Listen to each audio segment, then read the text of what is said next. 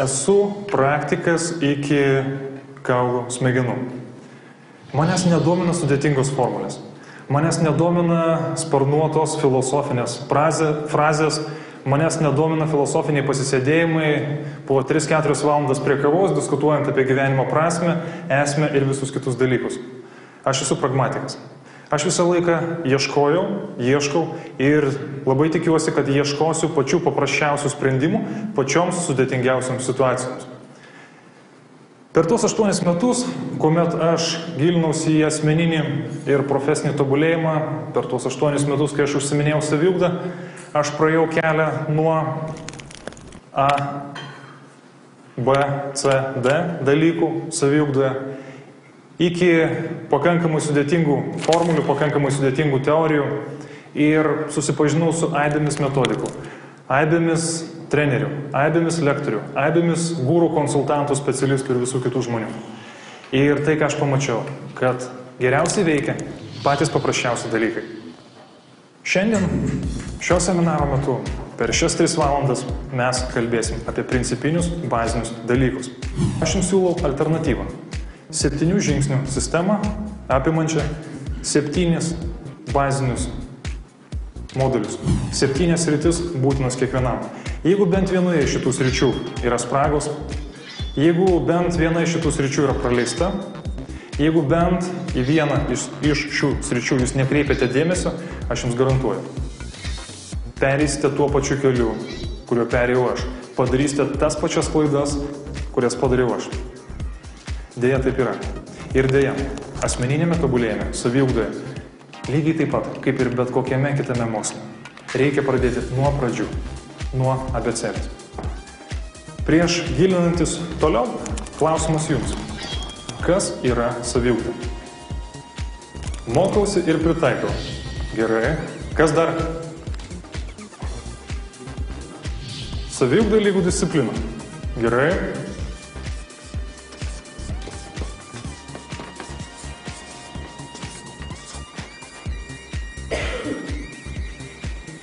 Kokios dar mintis? Kuo būsit aktyvesni, kuo daugiau klausinėsit, kuo daugiau diskutuosit, tuo daugiau išsinešit. Todėl kolegos, kolegės, brangiai, brangiosios, sakykit savo nuomonę. Klausimų kėlimas ir atsakymų ieškojimas. Gerai. Ten buvo. Nuolatinis siekis tobulėti. Gerai. Kokios dar nuomonės? Charakterio bruožų tobulinimas. Gerai, ačiū. Ką jūs, kolega, manote?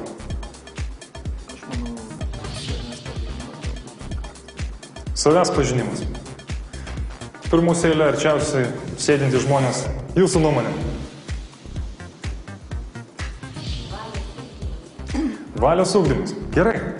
Matot, daug skirtingų žmonių, daug skirtingų nuomonių. Ir pastebėjau vieną labai įdomų dalyką. Tai, kaip jūs apibrėžiat šitą procesą, vadinamą saviugdą arba asmeniniu tobulėjimu, paprastai tokius rezultatus jūs tame procese ir gausite. To jūs ir ieškosite. Kiekvienas iš mūsų gimstame tam tikroje aplinkoje. Toje aplinkoje susiformuoja tam tikri mūsų įpročiai. Labai priklauso nuo šeimos, labai priklauso nuo gyvenamos vietos, labai priklauso nuo draugų, bičiulių, pažįstamų, nuo kultūrų, nuo tradicijų. Ir būdami čia mes gauname tam tikrą įpročių paketą. Labai skirtingai. Bėgant laikui, vieni laimingo atsitiktinumo dėka, kiti savo valios pastangų dėka, treti ieškodami papuola į naują aplinką. Į naują, nepažįstamą arba mažai pažįstamą aplinką su naujomis galimybėmis. Ir tokio persikėlimo metu tenka stebėti labai įdomų dalyką. Žmonės perėję iš vienos aplinkos į kitą, tikisi, kad toje aplinkoje ir toliau galios tos pačios taisyklės, kad toje aplinkoje jie ir toliau galės, turėdami tuos pačius įpročius, būti sėkmingi, laimingi ir savimi patenkinti. Futbolo žaidėjas staiga pereina į krepšinį ir tikisi, kad žaisdamas pagal futbolo taisyklės, jis ten gerai jausis, Jis ten bus čempionų, nugalėtojų ir stebins visus aplinkinius.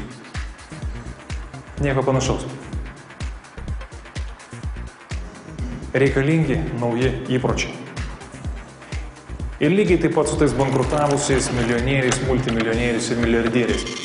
Juos gelbsti vienintelis dalykas – jų turimi įpročiai, kurių negalima prarasti, kurių negalima pamesti, kurių negali atimti antstoliai, tvarkantis jūsų bankroto klausimus.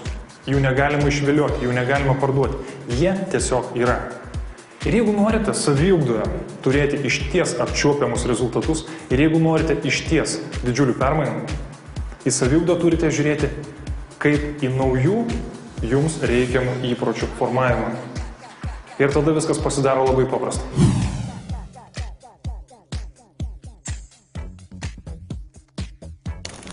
Da Vinci sistema ir pirmas jos elementas – vertybės. Klausimas jums, brangiai ir brangiosios, kas galėtų pakėlęs ranką sąžiningai pasakyti. Žinau savo vertybės ir jų laikausi. Mokykloje nekalbėjau. Jeigu ir kalbėjau, tai tokių moralizuojančių principų. Tavo vertybės blogos, tavo vertybės netokios, kokios turėtų būti. Apie tai nekalbėjau universitete. Apie tai aš nesu girdėjęs, kalbant mokymuose, seminaruose, kurie vyksta pas mus.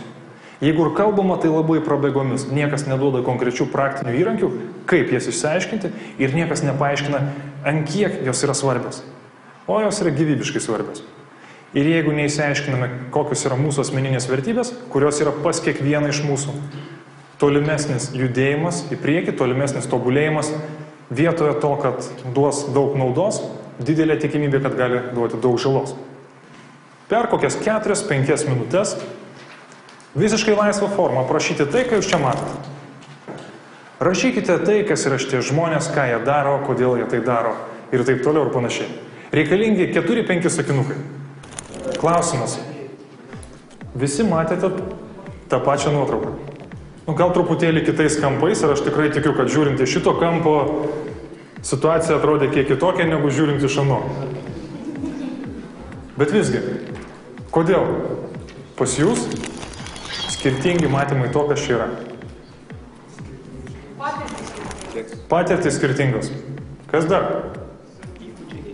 Įgūdžiai kiti. Kiekvienas žiūri į savo... Esminis bruožas – vyras ir moteris. Ja, turi tam tikrą įtaką. Amžius. Patirtis. Kiekvienas žmogus pasaulį mato savai. Jis yra pasaulis toks yra, o žmogui... Tuo mes ką tik įsitikinom, kad pasaulio matymas yra stipriai kitoks. Tai žinokite, su vertybėmis yra lygiai tas pats. Yra realus pasaulis. Esame mes, berniukai arba mergaitės. Ir mes tą realų pasaulį, toks koks jis yra, matome per tam tikrą asmeninę vertybinę prizmę. Vieniems žmonėms neseniai nukautas garsus veikėjas Osama bin Ladenas ir tas faktas kėlė džiaugsmą. Sako, o, labai gerai. Kiti žmonės tai išgirdę sako, o, labai blogai. Vieniems beglobis šuniukas, bėgantis šaligatviu, gali sukelti gailestį, kitas dar gali jį ir koją paspirti, kad greičiau bėgtų ir pasiektų savo tikslą. Viskas priklauso nuo mūsų vertybių. Ir jeigu mes tų vertybių aiškiai nežinome, jeigu mes jų neįsivardiname, kenčiame visų pirma patys. Nes vertybės yra ne kas kita, kaip mūsų vidiniai įsitikinimai. Ir vidiniai principai, kurie įtakoja visus, pabrėžiu visus, bent kiek svarbesnius mūsų gyvenimo sprendimus. Būtent dėl tų vidinių principų ir dėl tų vidinių nuostatų mes renkamės arba vieną, arba kitą. Būtent dėl jų mes einame arba vienu keliu, arba kitu keliu. Ir būtent dėl jų mes labai dažnai kenčiame. Nes nežinodami tų vidinių nuostatų, pačių tvirčiausių vidinių nuostatų, mes dažnai išsikeliam tikslus, didelius, ambicingus ir logiškai mąstant labai teisingus. kurie prieštarauja mūsų vertybėms. Ir pradėdami siekti tų tikslų, mes pradedame judėti į priekį tarsi su įkabintų inkaru. Einame ir patys nesuprantame, kodėl jaučiame nuolatinį nerimą, kodėl jaučiame įtampą, kodėl atsiranda stresas, kurio atrodo neturėtų būti.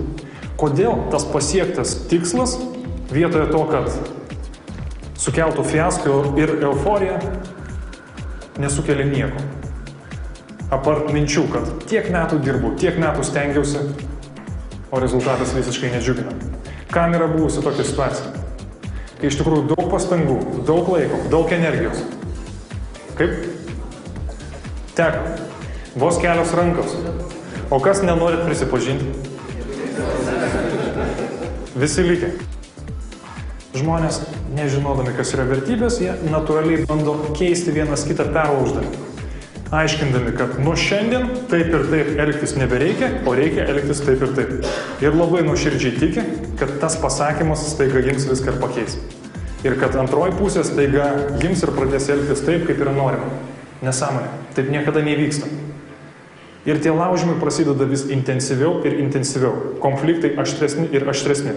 Kol galų gale natūraliai viskas baigėsi arba skyrybomis, arba šaltuoju karu visam likusiam gyvenimui. O tuo metu, jeigu mes sugebėtume pažvelgti savo vertybės, mes sugebėtume pamatyti kito žmogaus vertybės. Ir viskas pasidarytų paprasta.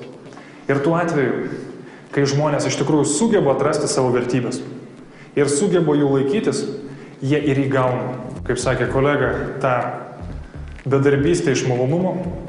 O kalbant paprasčiau, tik tada tie žmonės atranda prasmingą veiklą, tik tada tie žmonės pradeda kalbėti apie gyvenimo prasmę ir tik tada jie pradeda džiaugtis tuo, ką daro.